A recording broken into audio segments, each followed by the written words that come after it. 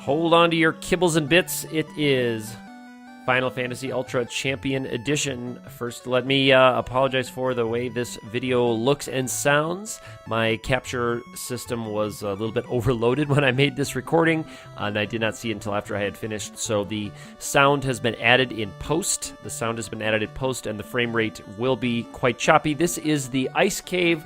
I'm only including this video for the sake of completion. This is just a walk through the Ice Cave, which is now a bonus dungeon in this game. The Desert Cave hid the item that I needed for the airship, where the Ice Cave normally has the floater. The Ice Cave is a bonus dungeon, and you noticed at the beginning of the dungeon, I came down the steps and went to the left instead of down, because down is a treasure chest guarded by a Frost Dragon / Ice Elemental combo that has the Ice Staff. Now, I did sneakily pick up that Ice Staff before I came down here. I used it, came to pretty handy use in a couple of the later dungeons of the game, so I'm glad I snuck down there and grabbed it near the entrance. And then I did some off-screen, off-recording grinding at that Frost Dragon battle. So I was able to pick up a couple of levels, a couple of new spell charges, and a nice chunk of money to get a few of the endgame things. So my characters are a little bit stronger than when we last left them after the Sky Palace. This next floor of the Ice Cave is where it really looks a lot different. This is kind of a mazy floor. That first floor, it'd be a reference to the first floor of the NES version Ice Cave. You come down, go to the right, down, and then over. It's kind of a big three-sided square, I suppose. And right there, I make a mistake in my direction there. I should have gone to the left and around. That's the actual route through, but I did not, so we'll come back there. We get to see some of the enemies here. The Frost Wolves, just like the Frost Wolves in the NES version, can be one of the most devastating random battles you run into in this game, and that is because they have their Frost ability. It's an all-targeting ice elemental spell that is it's pretty high damage, given that it can appear in mass, in big groups like this.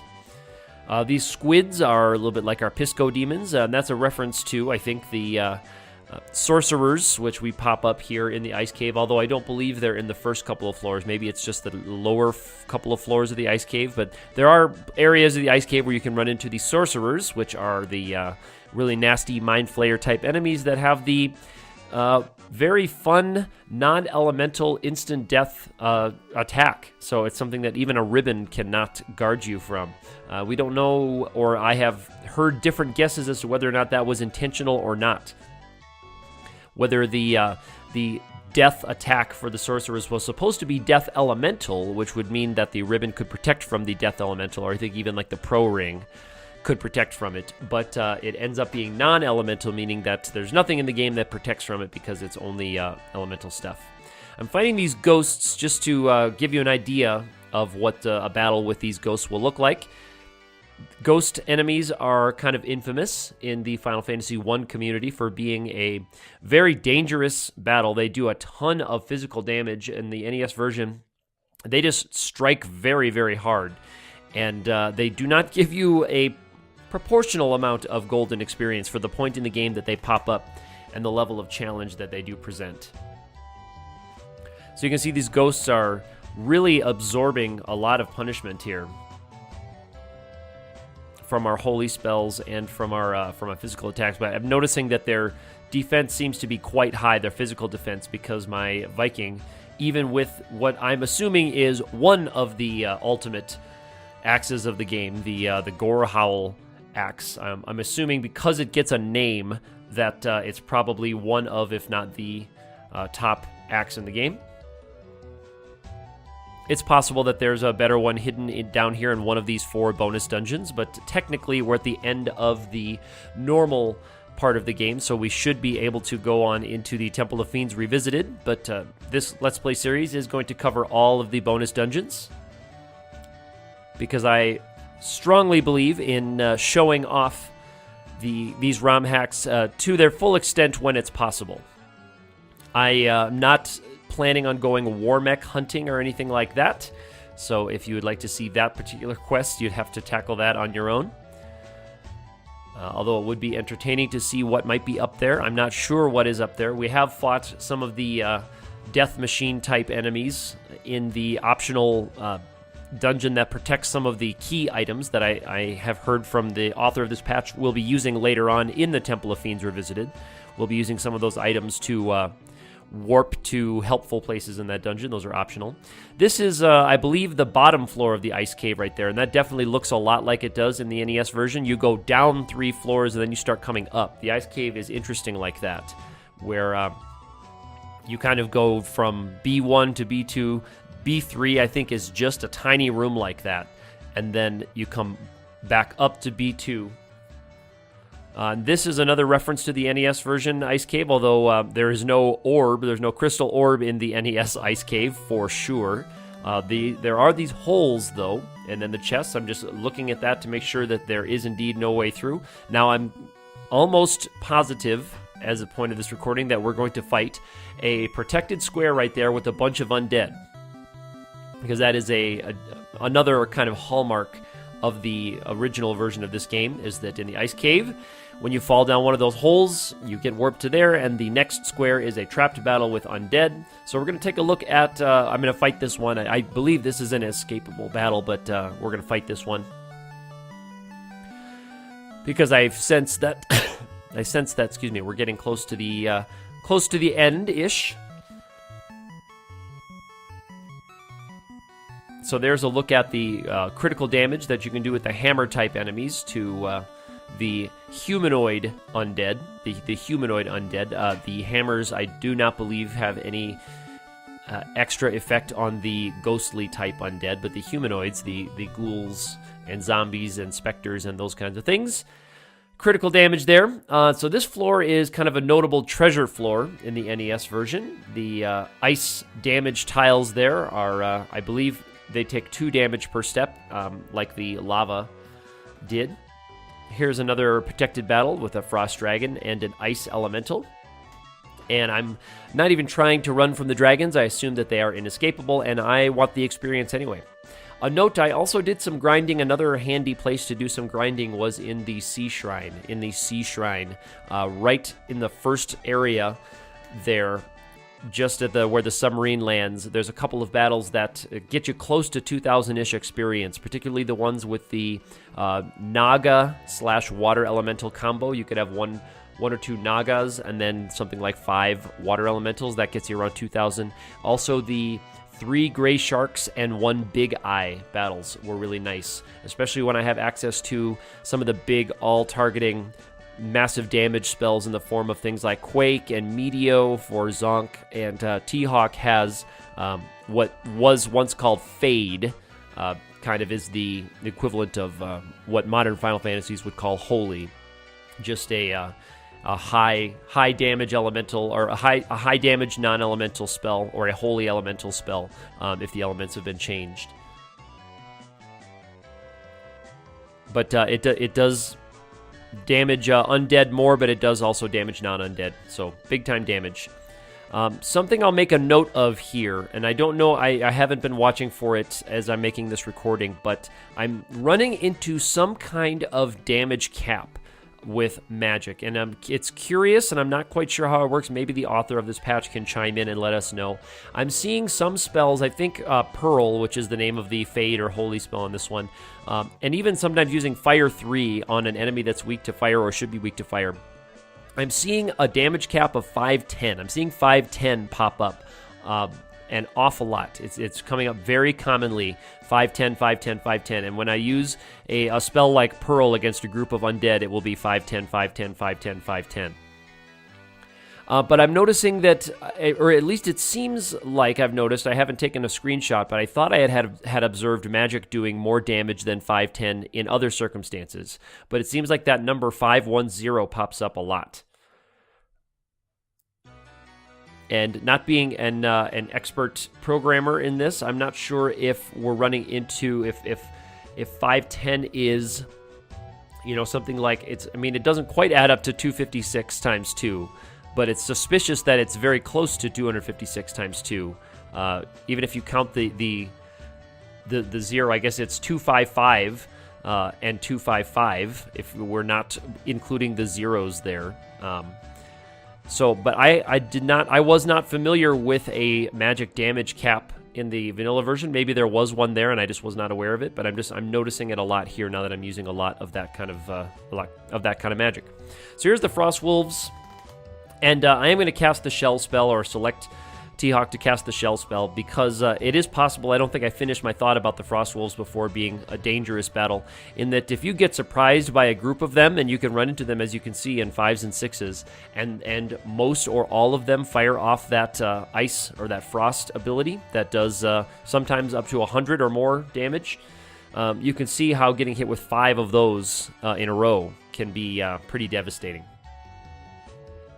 So you can see mages getting knocked off like crazy by these Frost Wolves sometimes, although 2 of them is a manageable fight, and so we'll take care of them. Frost Wolves are kind of a good battle to run into in the Peninsula of Power. There's the Aegis Shield, and that's very notable. Now, in the NES version, the Aegis Shield provides protection from some very notable elements, like the Poison Stone element. That's kind of one of the good ways to get resistance to the poison elemental stuff like Bane, and also the Medusa's Poison Stone element stoning attacks, which is of course the reference there. The Aegis Shield was a shield that allowed the Greek hero to defeat Medusa, the Gorgon. Was it Perseus? I believe that was his name, was Perseus, was the Greek hero who used the Aegis shield. I might be wrong about that. Maybe it was someone else's Greek shield. But anyway, so this floor, we're back actually to B1 here. We're back actually to B1. And I'm going to grab this chest. It's a cure potion. Nothing else notable there. That chest that you can see in the room just to the south of where I'm standing is actually the location of the ice staff on B1. So you can see this ice cave has a really weird layout where you go from B1 to B2 to B3, which is that tiny room, back up to B2, through the hole, which warps you over. It's easy to kind of get lost if it's supposed to be a maze. But it's easy to kind of lose track of where you're supposed to be.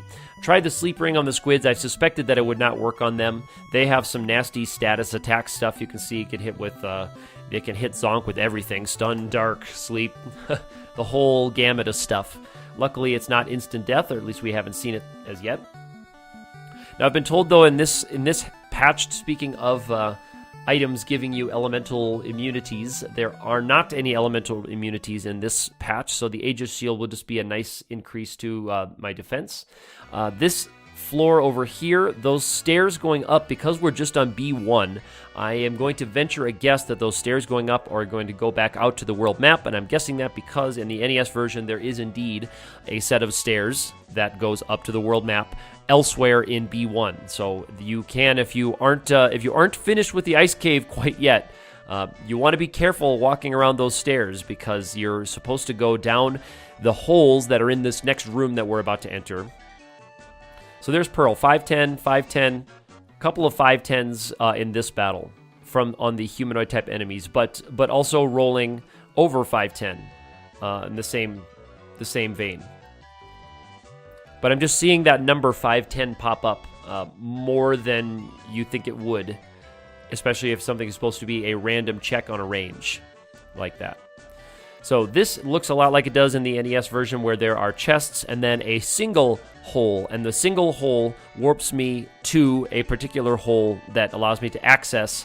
In the NES version of the game, it's the floater that I need to get the airship. Here it's going to be access to the ball, the orb, and I foolishly did not heal up before talking to the orb. I was just in a hurry and came down and just hit the A button before I stopped to think. So I'm a little bit less capable in this fight than I would have liked to have been coming into it. But Hyudra looks like a palette swapped Tiamat sprite. So Hyudra is going to be our ice dragon. So there's Shell. So Shell will protect me from any elemental attacks that are coming my way from Hyudra. Wall would have been equally good, and also I make another execution error there where T-Hawk should have cast Chakra as a self-targeted thing instead of Cure 4 on himself or herself. Should have been Chakra, which is a full heal rather than Cure 4. Well, Cure 4 gets me up there high enough to withstand a few.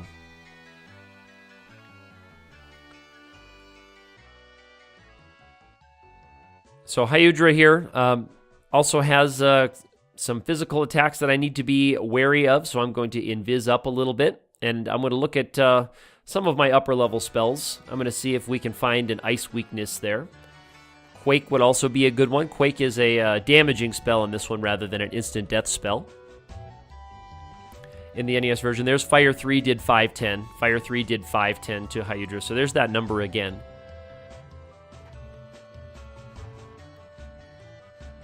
And now I can go to Cure 4 on Esper. So I could have saved my Cure 4 casting on T-Hawk before by going with Chakra. There's 510 again, by the way, from the Fire 3.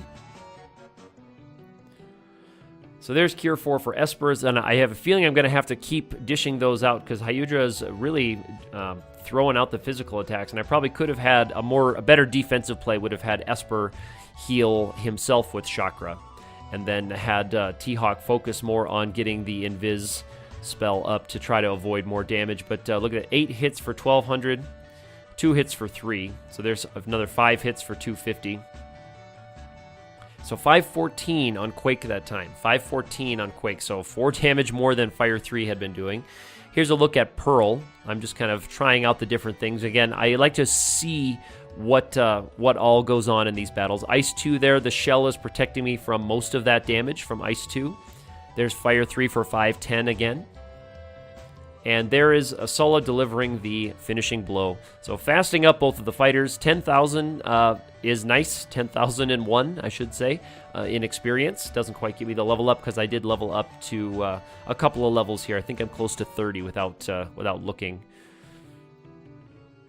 And I don't know if I intend to level up all the way to the level cap in this game. That's a little bit ambitious, especially in the NES version. There's no need to level up anywhere near the level cap with almost any party you have. Glamdring. I'm going to assume that is a sword. I'm going to assume that that's a sword type enemy. I'm going to check to see if it goes on anybody, but I'm not thinking that it's going to. It does not go on our hammer wielders. And does not go on our mage. And there's the Merlin staff. Merlin staff. And so now I need to see if that is equipable or if it's a spellcasting item. Looks like it is equipable. So it's a nice legendary staff. And the ladder there takes me back to the world map. So thankfully, we don't have to do any backtracking through the ice cave. So there's a look at Hyudra. Again, I apologize for the quality of the video, the frame rate being choppy, and the music having to be put in post. Hopefully the next 3 dungeons we get that problem figured out and we can have a nice smooth video again. If you did like this one, even with the quality problems, give me a thumbs up there, hit the subscribe button if you've not already, and most especially, leave me a comment with what you're thinking about these, even if it's to say, yo man, you should learn how to use your video capture system, and I will say I agree. So anyway, we will see you next time for the next of the bonus dungeons.